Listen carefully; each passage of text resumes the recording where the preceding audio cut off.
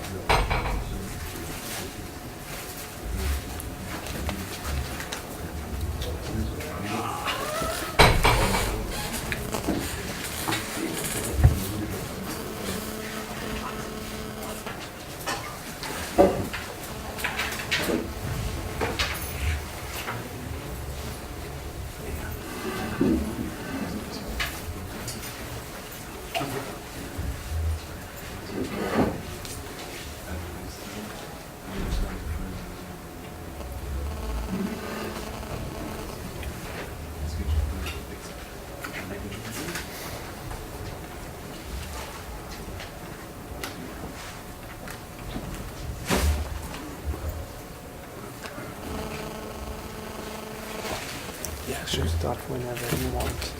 Are you going to introduce me, or should I just go ahead? It's up to you. Okay, I'm fine. Yeah. Okay. Hi, everybody. My name's Shane, first of all. And this is an awesome opportunity for me because I'm a PhD student from Canada. And most of the conferences I attend are for research. And this is like, actual stuff is happening here. So it's kind of neat. Yeah, so thanks for welcoming me. My talk is about identifying hotspots in the Postgres build system. Actually, before I start, here's my Twitter handle, and this would be really awesome for me and my future research if you guys could actually take a look at my Twitter handle. I just tweeted out a link, and it's a survey, a developer survey. It'll take maybe 5 minutes of your time to fill out. And it's just about how you interact with build systems and these sorts of things. And it'd really help me direct my future work if you could fill that out for us. Anyways, back to the task at hand. So we did some work identifying hotspots in the Postgres build system. And I find it's usually useful for me to take a few minutes to explain what I mean by a build system before I start digging in. Because there's kind of overlapping terms. Everybody thinks something different when I say build system. So if we imagine that this pile of Lego, pile of blocks, is the source code of a software project, and this spaceship is what we want to deliver to our customers, well, the build system is the set of order-dependent instructions that take us from the blocks to the actual spaceship. Or in software terms, it's the make files and configuration scripts, these sorts of things, that describe how source code and tech files, documentation files are translated into deliverables and then packaged. And we've been using build systems, developers have, for quite some time now. Since the 70s, the original make tool came out, and this concept of the developer's work cycle as thinking of the code, thinking of something you want to change, editing the code to implement the change, running the build to integrate the change into the deliverables, and then testing what you've produced. And then you circle back around. But in this model, all builds were thought of as equal. So anytime I ran the build, it was just doing the build step. But in reality, some builds are more equal than other builds. So some builds actually take longer than other ones do. And this recent XKCD comic kind of highlights that, saying that one of the #1 reasons for developers slacking off is the code is compiling. So they're waiting for the build to actually complete. And we've got some quotes from GTK developers who say, the build is abysmally slow and it's preventing them from being able to get their job done. So slow builds are actually impacting people, or that's the impression that we get. So what can people do to address build performance in the wild? So if refactoring is a common technique. So if we imagine that we have a 4-file system, a very simple system made up of 4 C files, and we notice that this particular file, when we change it, takes a while to reintegrate, because first we need to recompile this object file, then re-archive it, and then it gets linked into 2 deliverables. So before refactoring this source tree, 4 commands are triggered when you change util1.c. However, if we look at this graph and we find out that util.c is only ever used in the first deliverable, it's never used in the second one, we can actually refactor this code to look something like this, where now if util.c is changed, only 1 compile command is triggered, and then 1 deliverable is relinked. So now only 2 commands are triggered, and we've shaved our compile time in half. But the question is now, imagine I'm working on a real system that's not 4 files. Where do I focus my effort? Where should I look for gains to refactor? And we thought the most obvious one is look for the files that are the slowest to rebuild. Find the turtles. So we came up with a pretty simple 2-step approach to finding them, to finding the slow files. So first step, we extract the dependency graph from your software system. And the way that we do that, I'll explain in the next slide. The second step is we analyze that graph to find out where the slow files are. So going into each step in a little bit more detail, in the first step, we're constructing the dependency graph. So we use this tool called McIntosh, which is a tool that will parse a debug trace of a build, and it'll understand recursion as well, and piece together the dependency graph. So what I'm showing here is actually Postgres 9.2.4, which is probably ancient for you guys now, but that's the version that we studied. And this is the dependency graph. So on the outside edges are the source files. So these are the ones that there's no command to generate them. And then as you work closer in, that's where things are getting compiled and linked and these sorts of things. So yeah, we have this tool to build this graph. Now, in that graph, we don't have a cost for an edge yet. So we could look at that graph and just say the cost of recompiling a file is just all of the edges that get triggered. But instead, we decided to do something a little bit more practical and look at how much each edge costs. So how long each compile, each link, and everything costs. So we did 10 clean rebuilds of Postgres and timed each command. And then we take the median of those 10 runs, and that's the cost for each edge. So now we've got a nice way of finding out how much it costs to rebuild a file. So we said, let's try this out. So we picked 3 systems, and we said, let's find the slowly rebuilding files. So before I dive in, here are some characteristics of those big graphs for these systems. At the bottom here, highlighted in yellow, is Postgres 9.2.4. We also looked at glib, and we looked at Qt. And I'm showing in blue the number of edges, the number of nodes. So these are files. So this would be like .c files, .o files, executables, libraries, these sorts of things. And then the red bars are edges or dependencies and the rules that trigger. So you can see we looked at 3 systems with 3 different orders of magnitude of edges. So up here, Qt was the largest. It had over 2.7 million edges in their build dependency graph. Postgres has about 121,000. And then Postgres is the smallest down here. Glib had 121,000. So we said, now let's go through each one of the source files so that the nodes on the outside of that big graph that have no in edges, and trace through the graph to see how much it would cost to rebuild each file. And then we plotted graphs that look like this. So on the left-hand side are the C files, on the right-hand side are the header files, and each point on the graph is one file. And we sorted it according to build cost. So the stuff on the far right is the stuff that took longest to recompile. So we saw some interesting things here, like for example, down here is where we would expect most .c files to be, triggering one compile and maybe a couple of links. But there were these jumps in the GTK build where some C files actually triggered several compile commands and several link commands as well. So we dug in and found that they had some code generators there where if you changed that C file, it would end up regenerating some code and then recompiling and linking some stuff. So yeah, there was some interesting stuff there. Here on the header files, you can see there are again steps. Some of these header files were included in the source code generator, which meant that they would trigger the same sort of activity. And as you'd expect, on the y-axis at the top here, C files, if you touch them, tend to rebuild very quickly. Maybe 12 seconds is the top here. Whereas if you're touching header files, you pay a higher price.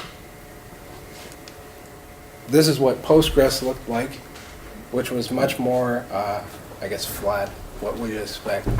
Touching C files never really took more than 2 seconds to recompile. But we found that if you did touch some of the bad header files, it could take more than 3 minutes to recompile. And when we turned to Qt, this is where we said, oh boy, these guys are in trouble.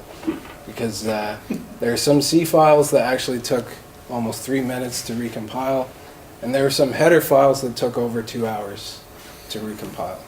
So if you're unlucky enough to have to touch one of those, it would take forever to fix whatever you were working on. But in any case, we said, this is great. You know, we can sort this stuff, we can find the files that are really slow to rebuild. All we have to do to find the stuff you should focus on for refactoring is just draw a simple line. I don't want to wait more than 100 seconds for my code to rebuild, so everything above this line, I need to look at refactoring. Or maybe you're more patient than me and you say 150 seconds, or maybe you're less patient and you say 50 seconds. But either way, all we have to do is draw a line. We said, great, so let's pick an arbitrary line. Something we felt was bad was 90 seconds. We read some books, and 90 seconds seems to be how long people say developers are willing to wait. So we sent a list of these header files, or C files, that took longer than 90 seconds to the glib developer mailing list. And we asked them, of these files, do you think any of them are performance bottlenecks? And we got some scary responses. Somebody said, for all of them, no.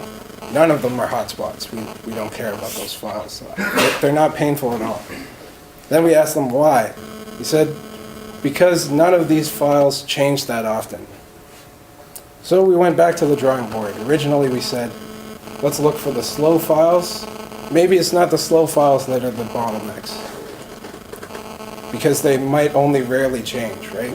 So if they only rarely change, people don't have to pay the price of rebuilding them. So maybe what we should be looking at are the files that change the most often. So we said, okay, how are we going to find the files that change the most often?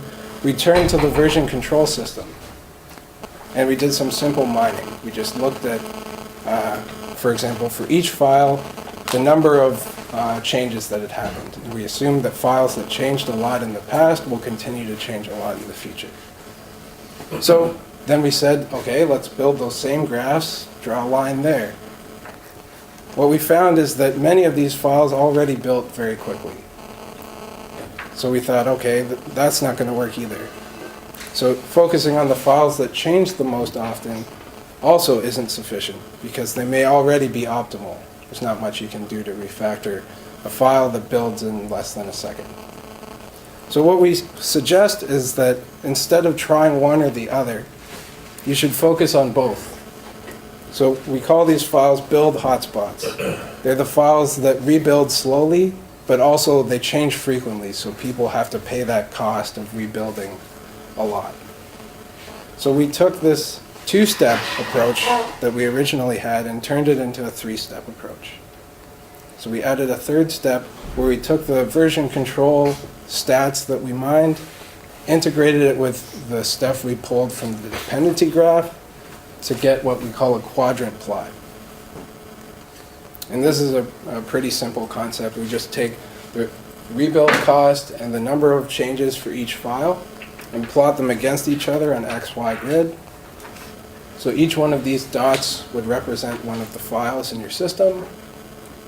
And then we split it into quadrants. So based on thresholds that you pick for your project, you say, I'm not willing to wait more than 90 seconds, 100 seconds, 20 minutes, whatever it is. That's your threshold for rebuild cost. And then you pick a threshold for the number of changes. So 10 changes in the past is a lot, or 100 changes in the past is a lot, and that becomes your threshold. And then we just say, focus on this red area. Those are the files that you want to rebuild. Those are the files that you want to refactor first. So we said, great, now we've got a metal detector. Let's go try it out on some open source systems and see what kind of hotspots we detect. So for this, we had to pick some thresholds. Like I mentioned, we had been playing with 90 seconds because we read in some books that that's a pretty good threshold. And we also needed to pick a number of changes for the threshold, and for that we picked the median. So anything that changes more than the median number of changes for a file in your project, we consider that a frequently changing file. So some of the things that we found using quadrant plots for the three systems, the three open source systems that we had been exploring. So about 7% of glib's code base was identified as a hotspot using those thresholds. So about 65 glib files. And some of the things we found are that you don't actually have to refactor all 65. Sometimes they'd all bottleneck into one place, and there were some main culprits, we said, that you could focus on. What I've noted here is that the maximum amount of time it takes to rebuild is about 2.5 minutes there for glib. When we turned to Qt, poor guys with the 2-hour-long build, we found that there were a lot of hotspots, 732 or so, but it was roughly 8% of the source code files, so on par with what we were seeing in glib. As far as main culprits, we started trying to manually analyze this stuff to find some main culprits, but it just 732 files was too much for us as outsiders looking in. We weren't really familiar with their system, so instead what we did is we found the components, or just the directories that had the highest hotspot concentrations. So these are like, of the files in that directory, how many of them did we find as hotspots? And some of them with really high percentages were the core library and the XML patterns one. But again, yeah, they had a really bad scenario where you could have files that were rebuilding very, very slowly. Then we turned to Postgres, and we found that only 2% of the files are actually hotspots here. So good job to those of you who are Postgres developers. Way to go. 27 hotspots, though. We still found 27 hotspots here. And in the worst case, it was just over 3 minutes to rebuild some of these hotspots. So some of the main culprits that we identified are here, these 5 files. So actually, if these 5 files were tackled internally, most of these hotspots would actually disappear.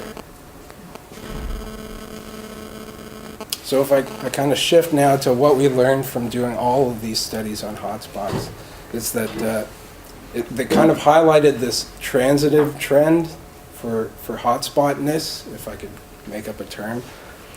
So if we imagine that we have an object file that gets linked into a huge list of deliverables, a huge list of DLLs and executables, and this file changes frequently, we would flag it as a hotspot.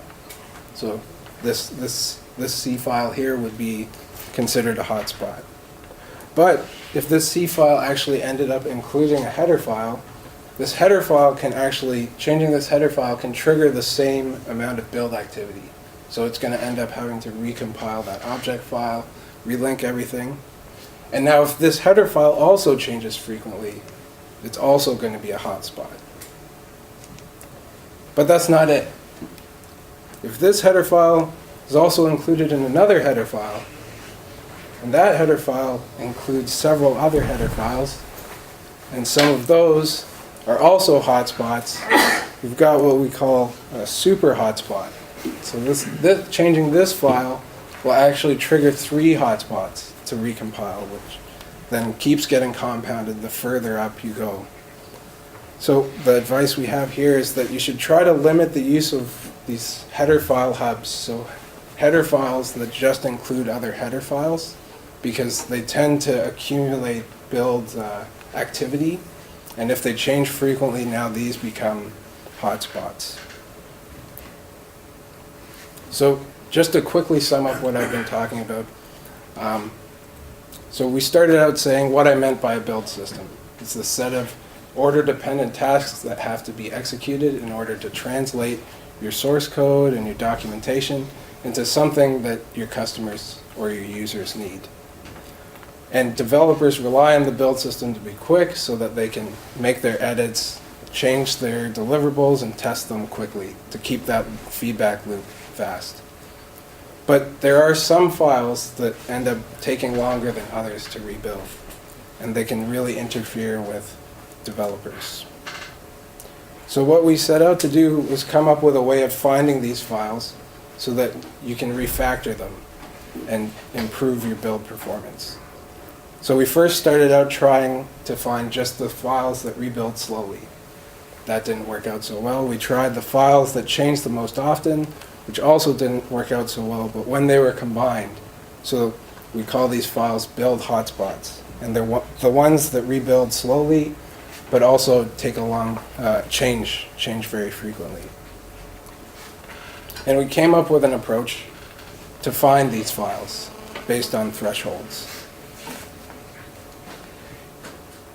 Finally, we did some open source studies using our approach, found some hotspots, and found some general trends that we think could help avoid making build hotspots.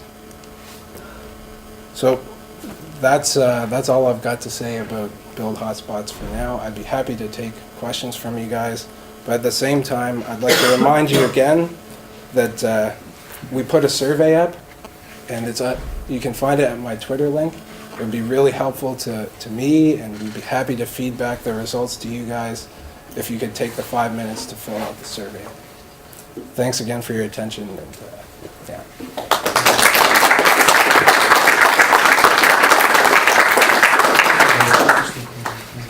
Are there any questions for Shane? Yeah, please. so I was wondering how you measured this. Were you using the parallel build, single process build these things? Yeah, this was just single process. But one of the things we want to look at is using this graph, we can actually find how Make would parallelize things, and we can actually find like problems that way. My experience nowadays is that even if you have to compile everything, it's not so bad because parallelizes pretty well. Oh, okay. But expensive. Even when you're using recursive Make, have you had any problems with that? Well, seems to be fast enough though. Oh, okay. Ah, cool. It's using. I mean, I know that recursive Make doesn't parallelize as well. So Oh, okay. otherwise, but it's good enough. Thanks. I guess there's one other thing before we go into questions any further. So my supervisor, my PhD supervisor is here. He's at the back, and he's organizing a workshop on release engineering. So maybe he can tell you a couple of words about this thing. Last year we had the workshop in San Francisco, the relevance workshop, which actually aimed not just at build systems, we had release engineering in general. So integration, version control, cloud, Puppet, and all these kind of things. This year we're doing it again because it was quite a big success. We had people from Google and LinkedIn, Netflix, also from open source there. This time will be hosted by Google in Mountain View. The deadline is February 28th. So you can send like a small abstract there, give it off. The event itself is 11th of April. We have already a keynote speaker from Google, it's Dina McIntosh, over there. And there's another speaker coming, big name. So anyway, so the deadline is still open, so feel free to submit. And, So I have another question now. Sure. I was wondering, you had the quote about the GPK farm board. I was wondering, do they really do incremental builds so that every build gets changed?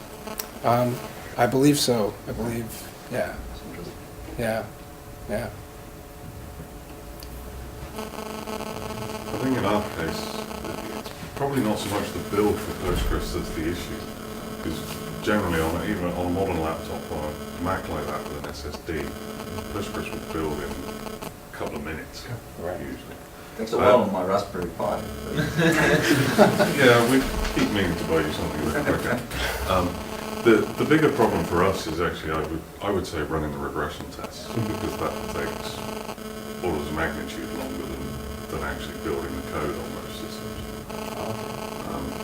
For the GTK guys and the Qt guys, yeah, I mean, I've built those packages myself, and yeah, they're horrendously slow. Right, yeah. I can see how you could make a real difference to their daily work. Yeah, for us, I think for me at least, it's more the regression tests. Okay. So your regression tests, are they smart enough to know only this stuff has changed, I should only run this subset, or do you just run the whole suite? No, it runs the whole suite every time. Cool. There's work on it, or attempted work Yeah, I mean, 100 estimates to do just the JSON stuff. Yes. Really? Yeah. I haven't really been following that thread. Within the company I work for, we have a vastly expanded regression test suite, and we have sort of subsets of it that we can run at any one time. But the main Postgres one, and I think it's just still the standard parallel and Yeah. serial schedules. Yeah. I mean, it's not too bad. It takes a few minutes on a laptop. There are more tests if you run all the isolation tests and stuff. It's take a little bit longer. Something like that. How frequently do you run the tests? Do you run them after every change, or? Well, we run automated builds for the installers that my team looks after. And we run regression tests as part of every build every night. And if we trigger a manual build. But for the Postgres project, we also run a website called buildfile.postgresql.org, where we have lots of volunteers that provide time on their machines. So they run a small client that will do a git checkout, build the code, run the regression tests, and there's a couple of different ways we can run them. Runs the regression tests across the contrib modules as well, and then reports the results into the build file website so that we can see if anything has broken the build on any particular platform. So I think we've got about 30 different animals at the moment. Different machines, architectures, compilers, combinations of them. And most of those are running at least one build daily. Probably in most cases they're running one build of each branch daily. But that's pretty distributed across. I mean, I'm running a couple of machines, Heidi's probably running his Raspberry Pi to death on it. So overall, none of us really see a huge problem there. I guess the bigger problem is when the developers are running a regression test after making a change. It's time to relax and get a cup of coffee for 5 minutes. Oh, okay.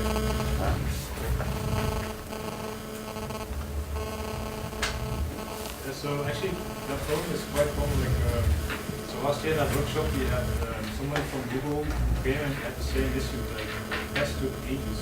So they also then started recording dependencies. So they're explicitly saying this test is actually testing this and this part, this component. Then they even had the dependency between tests. And then they could really nail it down. This thing changed. We want this test to be run. Yeah. It's an investment, but it also depends how often we change the tests. Things. Yeah, I don't think with Postgres we're at anything like the stage where it would be worth us doing that right now. Certainly with the stuff that we run within the company I work for, we have some of our test suites on certain platforms can take close to 24 hours to run even on modern hardware. And that might be an interesting approach that we should look at. I have a question. Can all this process be kind of summarized or automated in terms that you have a code branch and you just run through some kind of script or piece of software that can identify the hotspots? Is it kind of self-contained, so to say? So at this stage, it's still a research prototype, which means it's not automated at all, and it's just me tweaking things.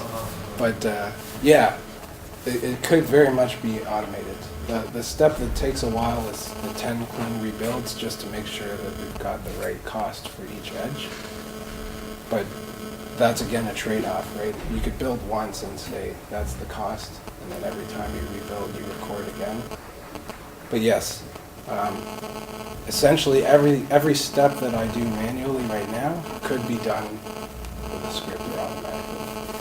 Because there is always a risk that at some point somebody can include a couple of edge libraries or something like that that could end up, and it would be very difficult to trace back when you have a community developing the software. So it's kind of would be useful to have like a tool that can actually go to the source at some stage and give a report on after every big change or pretty big release or something like that. Yeah, that's interesting. Yeah, it could even be integrated with like a continuous integration server to make sure that every change you see what the impact is on hotspotness, to keep coining my same term. Yeah, that would be very interesting. So I remember Alvaro, one of the Postgres, actually spent some effort splitting up the header files a year ago. So I'm not sure if that's actually included in 9.2. So 9.3 might look different. We did do it for 9.2. Was it for 9.2? The project does tend to do it every 2 or 3 years. Somebody will sit down and just clean up all the header files and remove unnecessary includes.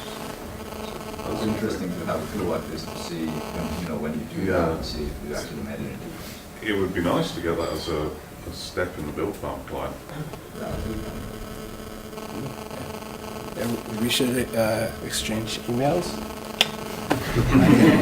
I can help you out with that, definitely. I guess I also, since I've still got some time, I had some bonus slides which name the... So I mentioned there were 5 kind of main culprits. These are the ones that through the chain of including, end up being hotspots because of that. So I don't know if any would jump out at you off the top of your head as being recently cleaned up. But yeah, so some 5 files get dragged in through the main Postgres file, through this htub details file. Each time I indent, it means another level of include. So yeah, you can see like this one's like 4 levels deep, but becomes a hotspot because it was included in files that were hotspots up the chain. Yeah, some more. So yeah. So how do you do actually the splitting of header files? You just you have a tool for that. You look at unused header files, or based on experience? I think we have a tool that looks for unnecessary includes. But besides that, it's a manual process, as far as I know.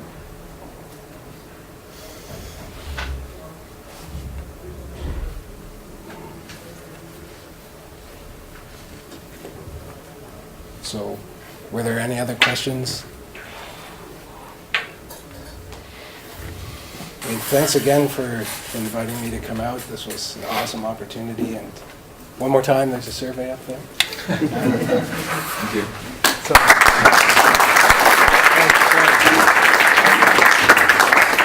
So the next session here will be at 5, and there will be the final, well, the announcement from Magnus, right?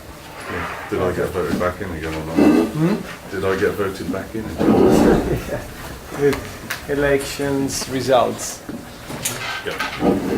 PostgreSQL. So thank you again, Shane.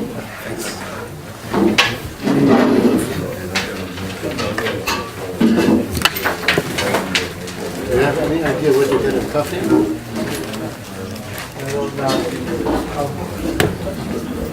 So I'd actually completely forgotten about I need to be here for the next session. If you want to run over and grab a fleece now, I can go right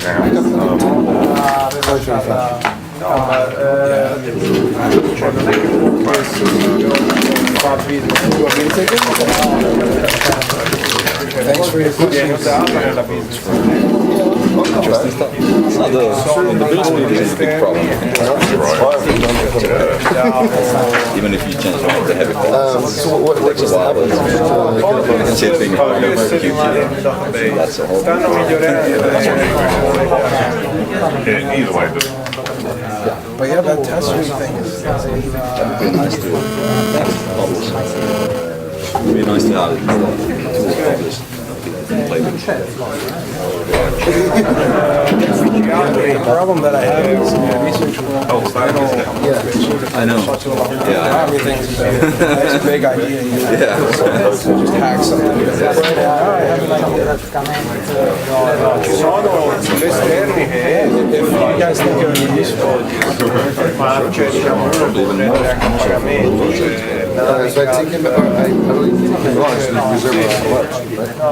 Magnus put it aside. Postgres è un prodotto Let's get for him. comunitario. Things that are already All right, so unlike everybody else. I'll take him over. I'll take over this down and introduce Però non you. è che è di proprietà di un'azienda. Get you first. Che sta lavorando per migliorare Postgres nella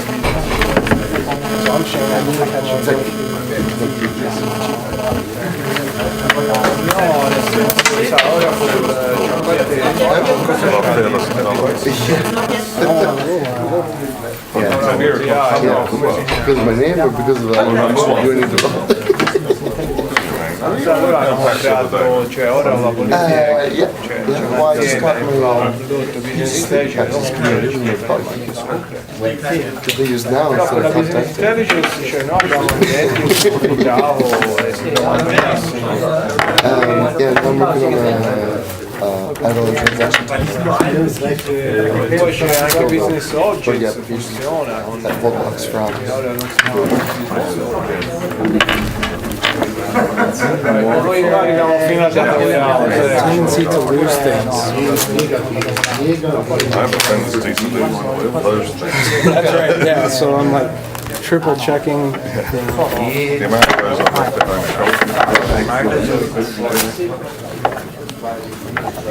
So what is it that you're? noi si sta lavorando con un progetto This I have to trade to get appunto noi stiamo I have this lavorando per universal migliorare il adapter. supporto di Postgres alle query di business intelligence e poi c'è ad esempio nel progetto testing because many companies run the same issue, lots of tests, and as soon as you do something you want to test, so what do? To be sure you test everything, which takes ages. Yeah, it's it's been a lot more pronounced on certain platforms. questo triennio In particular, Solaris on Spark we found has been very slow at running our regression suite. So you were just asking what I do for my company. So we're one of the Postgres support companies. We're probably the largest one. We also take so we sell support for community Postgres, but we take a copy of the code, fork it, and then add Oracle compatibility and various other features. So we sell that as Postgres Plus Advanced Server and support that obviously, as well as supporting Postgres, and obviously contributing to the community and providing installers free of charge for people, that sort of thing. So our regression test suite for just the core database server for advanced servers is based on the same framework as Postgres is, but where Postgres has got a few hundred tests in it, ours has got a few thousand, because we don't have the benefit of all the community looking at our Oracle compatibility code, so we test the crap out of it, basically. And yeah, we found that suite, there are certain things that we've not got to the point where we've invested a lot of time in trying to track down just yet, but we know there are hotspots in there which, on Solaris Spark in particular, seems to be very slow, even on very expensive test machines. I don't mean expensive like a production server for a big website would be, a sort of build and test machine that costs 40,000 or something is fairly pricey. And we can, on a £40,000 Spark machine, have a regression test suite that takes 24 hours to run, that on Linux will run in 8 hours. Right. And yeah, it's some pretty bizarre. Some disk I/O related or so? Yeah, like I say, it hasn't caused us enough problems yet that we've dived in that deeply. I mean, we've done some basic instrumentation and narrowed it down to a few particular tests, but haven't actually come up with any real clues as to what the common factors are, if there are any, that kind of thing. It's just, so that's a huge seems to not be particularly efficient on that workload for some reason. Well, I never know, of course, if you have customers using that platform, then we have customers using the platform, but they don't seem to run into any problems with it on production workloads. Because the regression test framework does a lot of things that you wouldn't necessarily do on a normal production system, because it's doing different loads and things to try and set up databases for tests that you're about to run, that sort of thing. Which it's very random compared to what you might be running on an actual production system that's just doing the same thing, running the same web app or ERP system all the time.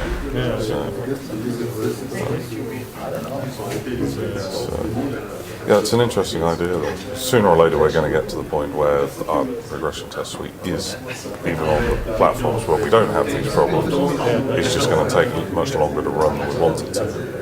Yeah, I have never considered thinking about dependencies between the tests and the changes. The thing, of course, like you can add dependency, but then of course you need to maintain them as well. So you need to some way which it's.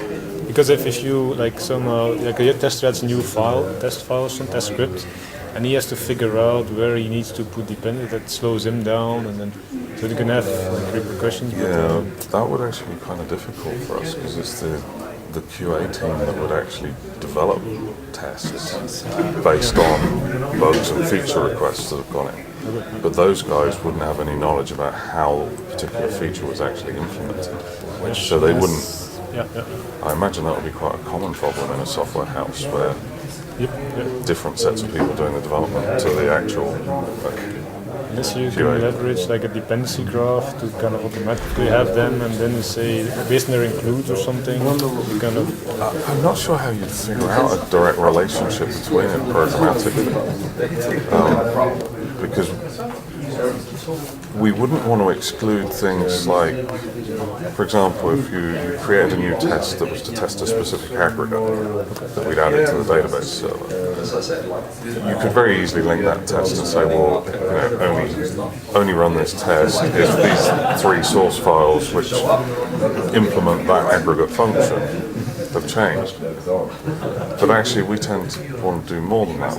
We still want to be. We would want that test to be dependent on any other code paths that may have changed in the database. You know, things that might call the aggregate function, bits of the planner that might figure out how to use differently within a query plan. And I imagine that might get quite tricky to do. Yeah. Profiling tools might help there. If you profile while running the test, you can see which functions are called. That's an interesting idea. Run it a few times in different scenarios and see if you get some fairly stable results. Start to take that as being a pretty good indicator of what matters.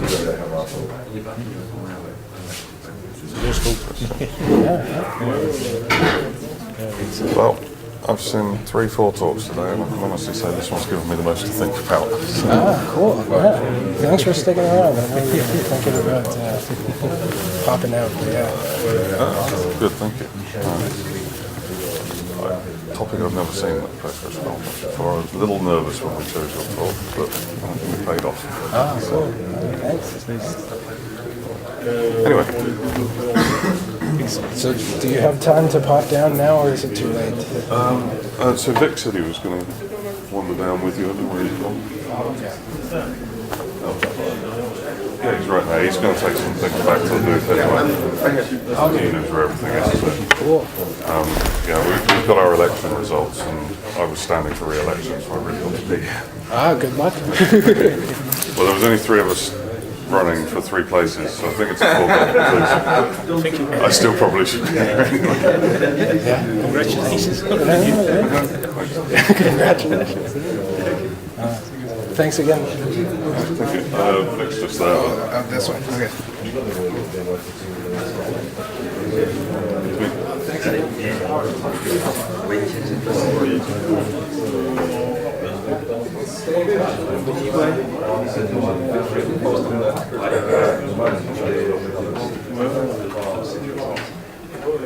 Pas très sérieux.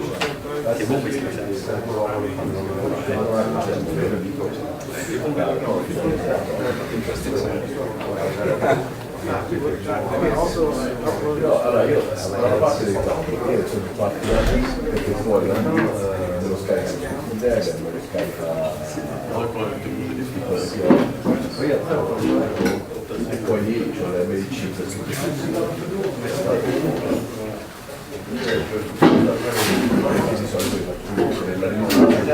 You rentrais chez lui, it's a South American energy drink. It's German energy drink. Yeah, that's exactly what I meant. See, I asked this same question about 2 hours ago.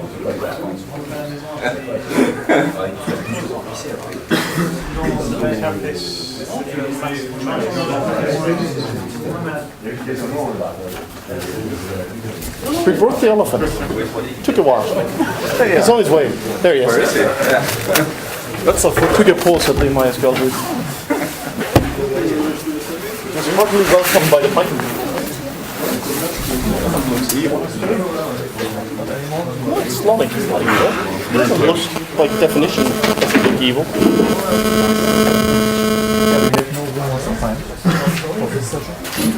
That's okay. I'll guarantee you that I will not run over time for 45 minutes for this. You sure? Yes. So I thought that was an interesting talk. Like I said, I'm not sure it's that relevant to us at the moment. The approach they were taking. I mean, there were no surprises in the list of files. Like, yeah. Even I did it. Did you get lost? No, but no, it didn't. Everyone's here. Well, I assume Maya's still. Yeah, Maya's there and Peter is there. Yeah. But I was just saying, who won? Yeah, so am I. You think it'll take 50 to 40 minutes? No. It might take 10. Ah. But we don't start for 10. I'll get. Oh, what? Everyone's here. Everyone's not here. Oh, we have to wait. We have to wait 11 minutes. Yeah. Just well, I mean, previous sessions haven't actually finished yet. No, on paper, no. Reminder from the Fosdem app to go to this talk. Okay, that's good to know. You're gonna, Especially when you give it, huh? you're gonna want that last bottle of water, Magnus. Yes. Thanks for pointing out that there was a bottle of water there. If you just grabbed it, I would kind of get it. No, I should have learned from past experience. Well, there's no like mugs or glasses or anything. So I could pour some over in there. But It's already in a semi-glass. yeah, but for him. You'll have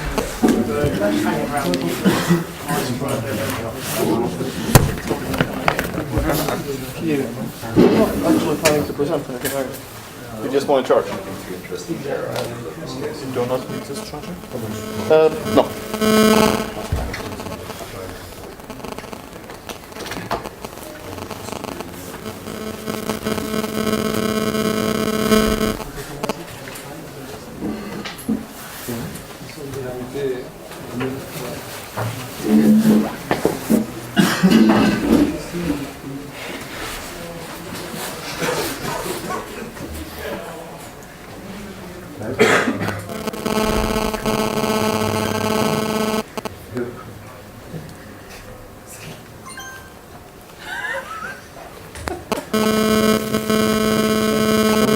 Kettering is looking for excuses.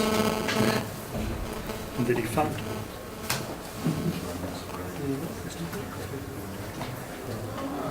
Of course you find some lame excuses.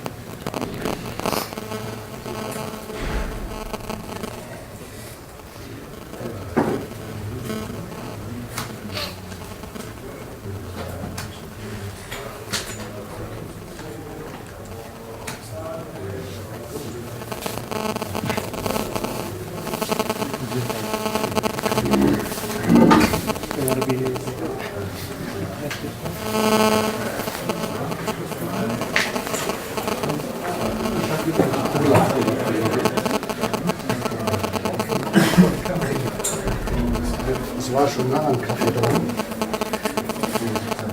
Nur ein bisschen süß und ein bisschen hell.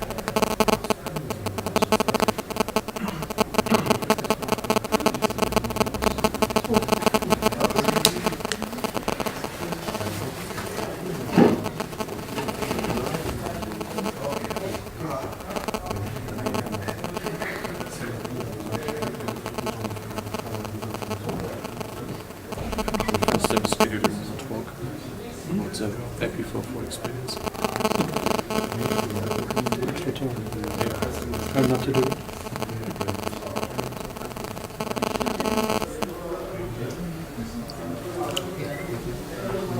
I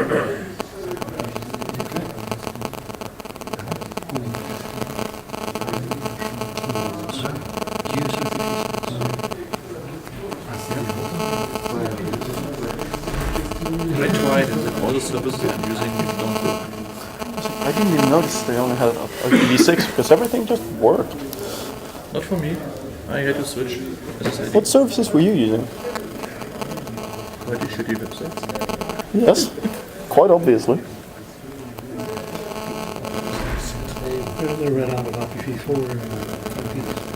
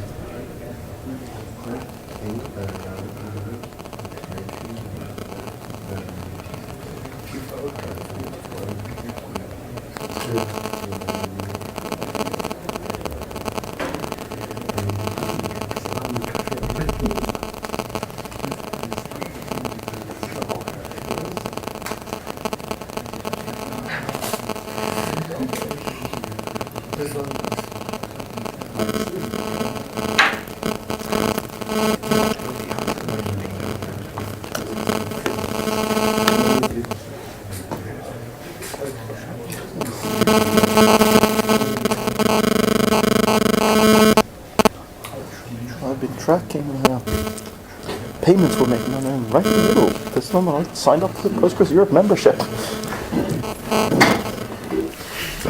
My first reaction was, how did we get the email address out of the card machine? Turns out we used the website.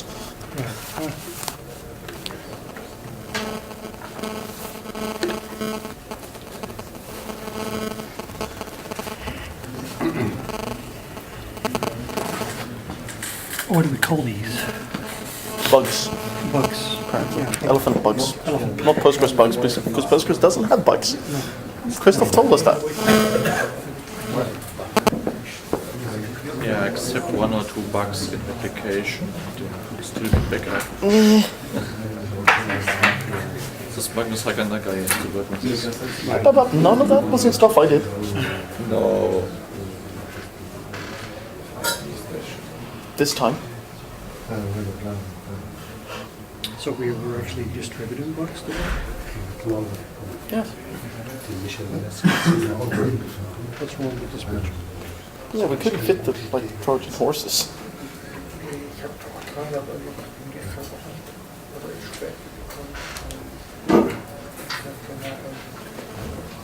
Change your blood. Should we?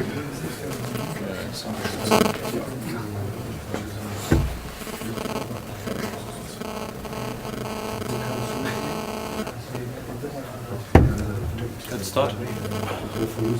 There's 1 minute left. Be strict on time. Let me People sync might my- be timing it, and Let right me at the right sync minute, like my 400 clock. people just. Let me sync. I don't care about you. In a minute and a half, it's not. No, it's less than that. It's less than a minute. I'm waiting for Slonic. Well, I don't have a resolution. But You were supposed to stand in that corner and dance the whole time. We agreed on this. Better on clock size, it's 5 o'clock. Yeah. Go ahead. we're waiting for